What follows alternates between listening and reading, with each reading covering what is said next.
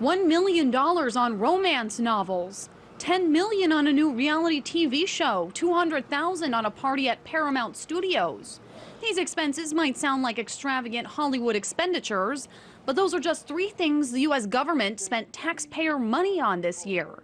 Republican Senator Tom Coburn released Volume 4 of his government wastebook this week, detailing 100 instances of what he considers irresponsible spending. Inside the wastebook this year is $30 billion of stupid, what I would consider stupid or at least poor judgment when it comes to spending money in a time when we have very little money to spare. While the Defense Department and other government agencies say there's nothing more to cut, Senator Coburn is telling Congress to think again. Whether you agree with my opinion or not isn't the issue.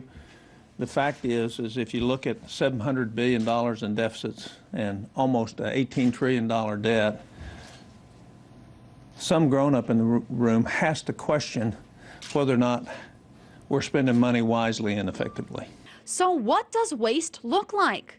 Last year, the government spent nearly $300 million on an unused Army blimp, $50 million on an unfinished parking garage that was started in 1997, $29 million on Dale Earnhardt Jr.'s NASCAR team.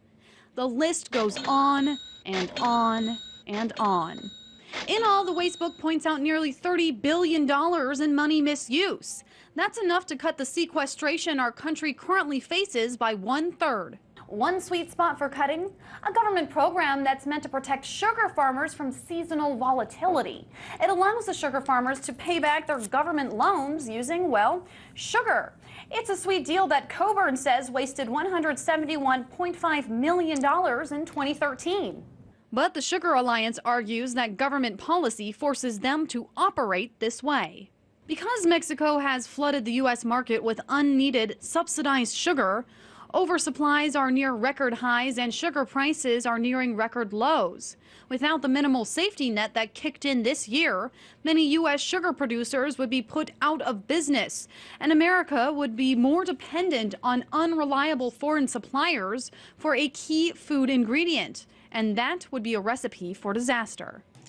The Sugar Alliance says it's willing to forfeit the loans if the government levels the global playing field. From sugar crops to sugar daddies. In a section called Pimping the Tax Code, he took aim at Nevada's brothels for receiving breaks on business and operating fees. $17.5 million in all, something the owner of the Moonlight Bunny Ranch says is unfair. Dennis argues he already pays his fair share of taxes. The first thing is I'm the biggest taxpayer in the county. For my 4 brothels in Lyon County, Nevada, I pay $500,000 a year in business license fees. As for the deductions the women he employs receive? Nails, hair, a cell phone, a clothing allowance, photographic shoots. Dennis contends prostitution is like any other business. Shouldn't a carpenter be able to write off a hammer? These are business expenses. Her business expenses just are a little different.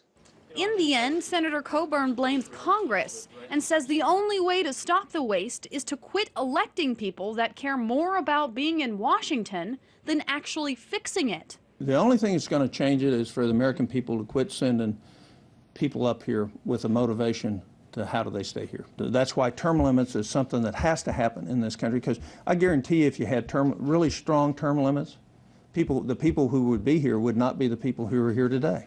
If not, Senator Coburn warns that this wastebook could get a lot thicker as politicians raise taxes rather than cut off the lifestyles of the rich and powerful.